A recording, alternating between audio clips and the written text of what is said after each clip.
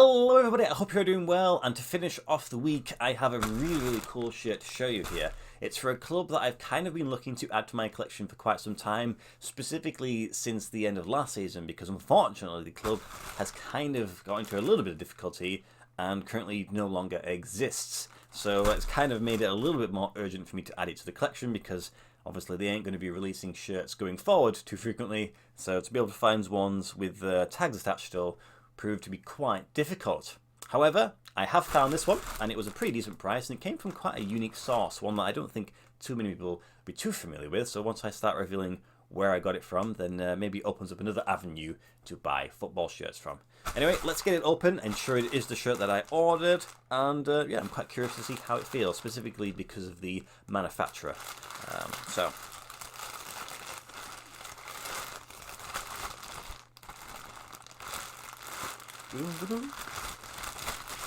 nothing else in there. So it is bagged. It comes in a bag that doesn't actually correlate to the club, so it must just be a random bag, because it's a Homa bag with an 2XL shirt on. Hopefully this is not 2XL in size. So sure, we'll get rid of that parcel just for that. Right then, let's start at the back of the shirt, shall we?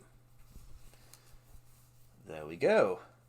Now we have a little bit of Italian on there. I'm not even going to try and pronounce what that says, partly because I don't quite understand what the letters are. It kind of almost looks Latin, to be honest. But other than that, there isn't all that much floating around on the back.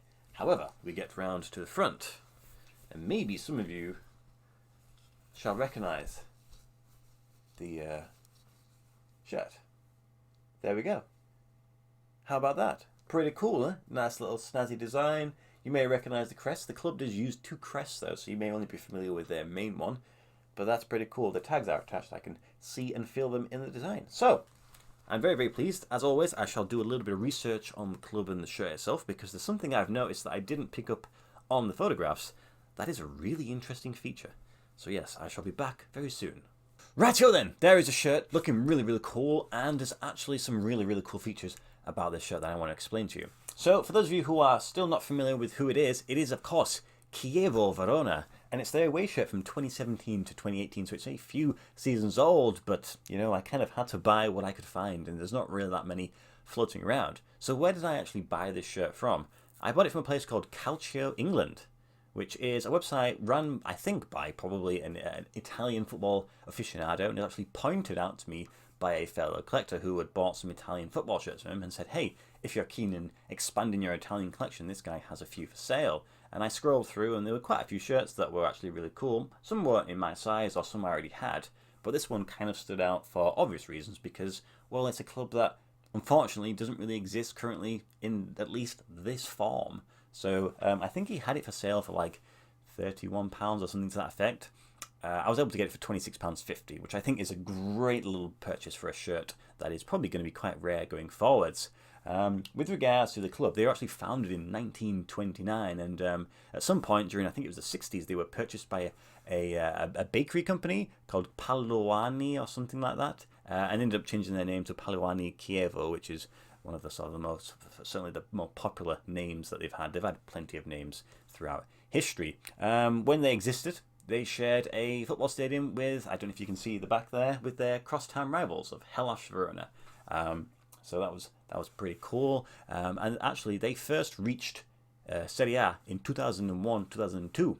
And as you can imagine, they were probably everyone's favourites to get relegated. But like, astonishingly, amazingly, they were able to finish in 5th place, earning their sort of deserved position in the UEFA Cup for the next season.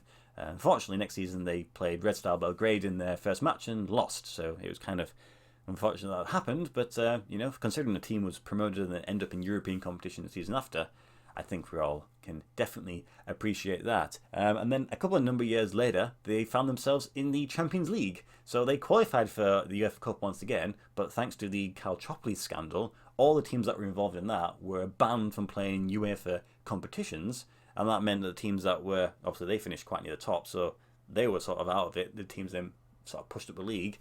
These guys found themselves in the Champions League. They played in the, I think it was the 3rd round qualification match against Levski Sofia, and lost again. So their performance in Europe wasn't amazing, but you know, the fact that they were able to get there in the first place was pretty impressive. But yeah, that's not too bad.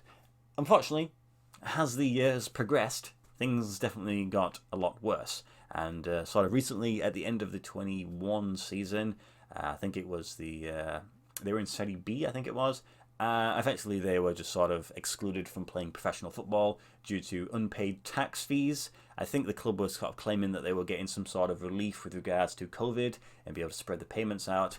But ultimately, I think it was decided that that was not the case, and they have been excluded. I think currently they play youth football, amateur football, so at least to keep the name going to a degree, but they have no professional football associated with the club in this guise. Now, there is a sort of Phoenix club that has sort of formed, FC Clivense, formed by their ex-legend of Chievo, which is Pellissier.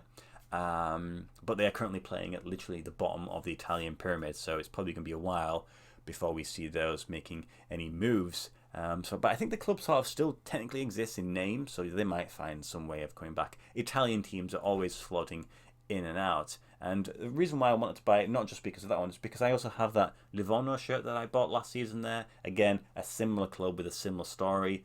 Unfortunately, in that guise, doesn't exist. So it's to be able to have these shirts for clubs that don't exist is kind of cool because it's historical and sort of plays a little bit of sort of I don't know, yeah, sort of like a museum piece, I guess you would say. With regards to the shirt, there are a few little details. So I said that they have two crests. So they have their primary crest, which is Can Grande della Scala, who is a medieval lord from Verona, and that's the general one. And you have this one, which is their sort of family flag crest, which is the Scaligeri family, and it just has the ladder. And this time it has the sort of two dogs either side of it. So that's really cool. I actually prefer this one because I kind of like the cool, interesting logos. It does have the actual correct one on the inside of the neckline. With regards to other things, everything, well, that's sort of like transferred on. These are heat transferred on, which is really good. I thought they might be sort of in the material. And the Givova sort of detailing and stuff on the sides is that rubber transfer, which is good. So that's a little bit durable.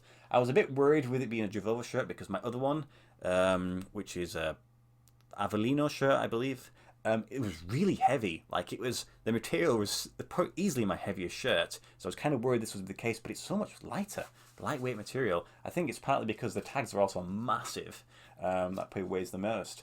And then I did see on the back, I mentioned that there was some text. It is Latin, and it says Gaudete e Domino, which means rejoice in the Lord, and can be found sung in Gregorian chants. But one feature I did not see in the photographs, because it's kind of obscure and you probably can't see it right now, is on the shoulders there are buttons running down, and then you can open them up, and I suppose if you've got, I don't know, a big neck, you can squeeze into the shirt. But I've never seen that feature before.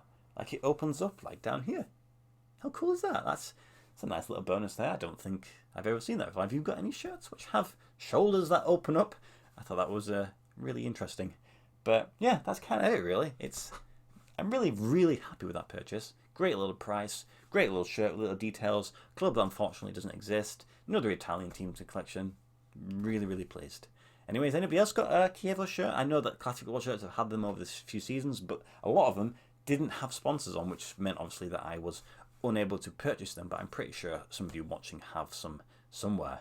Anyway, as always, thank you guys for watching. Hope you have a great weekend ahead, and I'll see you in the next video. Goodbye.